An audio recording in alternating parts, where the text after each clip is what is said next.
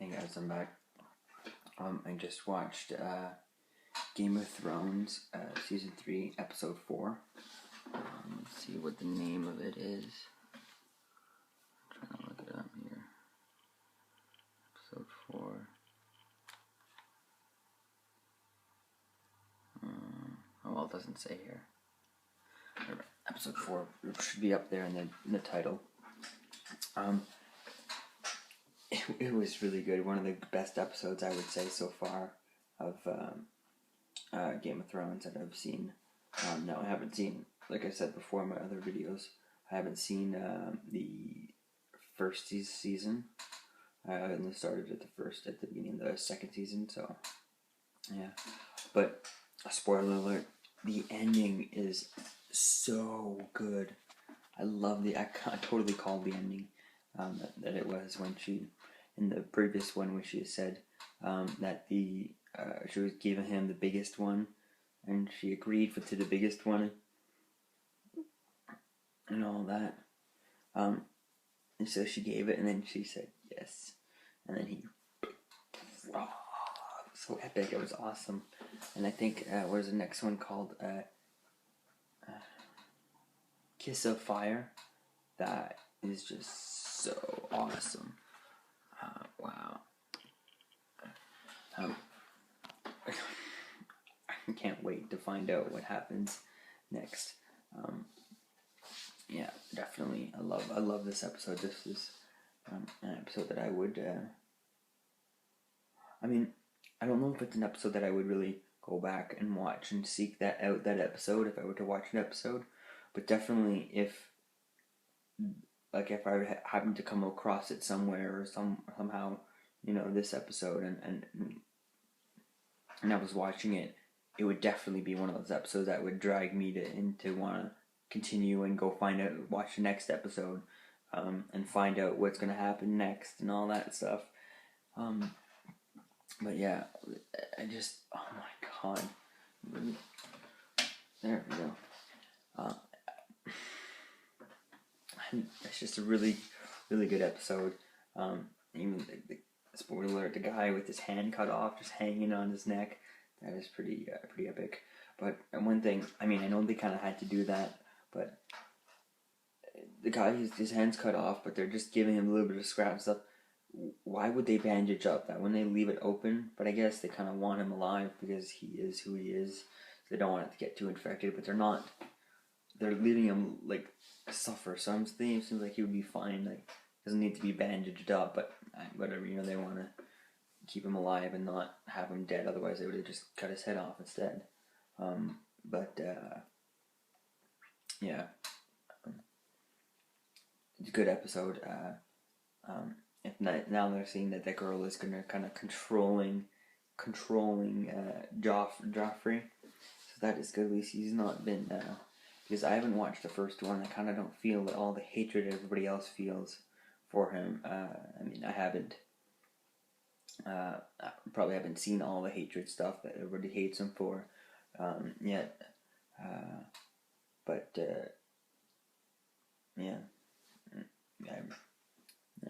I'm just not into it because I didn't start the first season.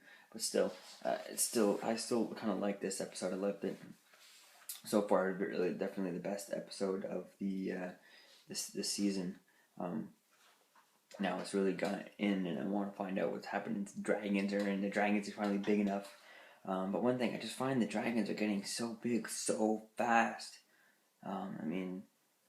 Ever since the beginning of the third season, they've gotten so big so fast, whereas in this second season, they were not growing so fast. It seems like they're growing a lot faster than a human would or any other real animal or would grow.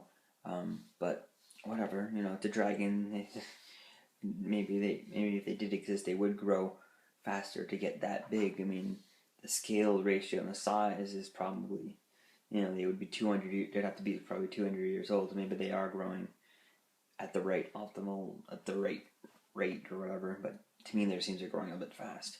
But whatever, as long as they start destroying stuff, and that's cool.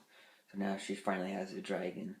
One thing though, if she uses her dragons to fly around everywhere, the army that she has is not. She only has 3 dragons, so that's not enough.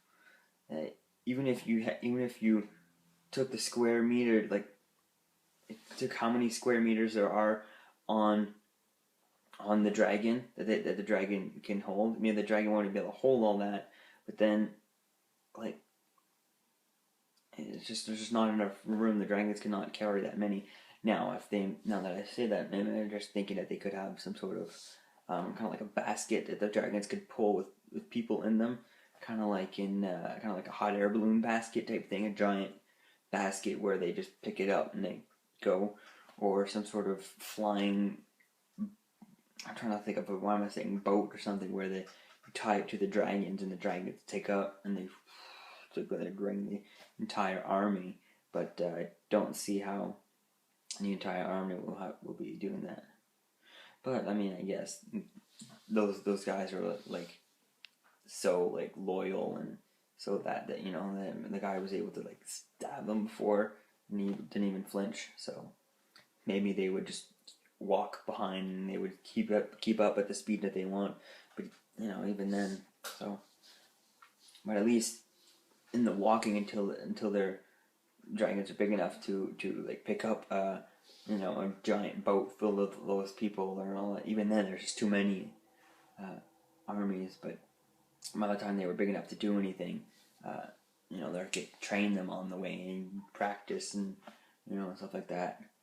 So hopefully you'll be able to train them to the point where they'll be like pinpoint accurate.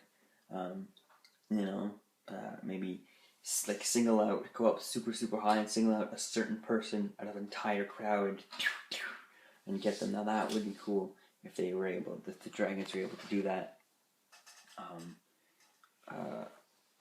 No, I think that would be cool.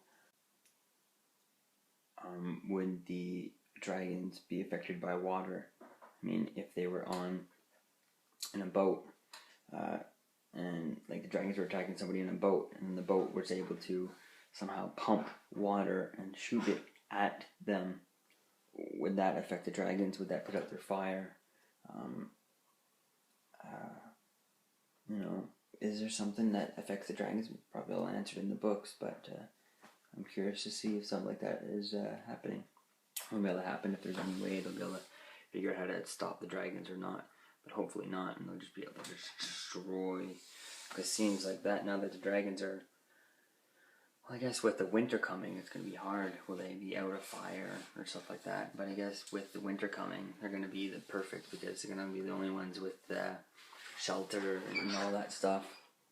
So I can't wait to find out and see what's happened. So yeah, that's my opinion on there. So this one, I'd probably give this episode an 8 out of 10, definitely, because it gives me more like what dragons are finally getting used. They're finally getting they're doing more than just catching a fish and throwing it in the air and eating a fish.